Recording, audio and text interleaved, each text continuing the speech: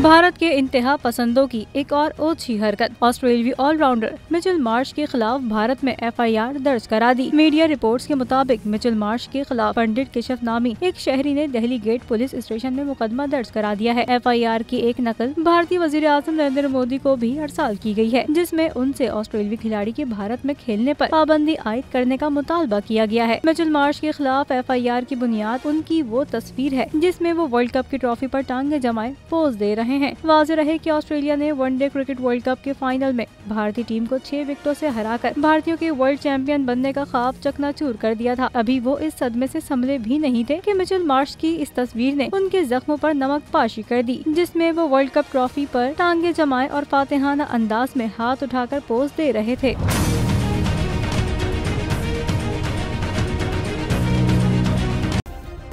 Subscribe करें और bell दबाएं ताकि कोई खबर रह न जाए।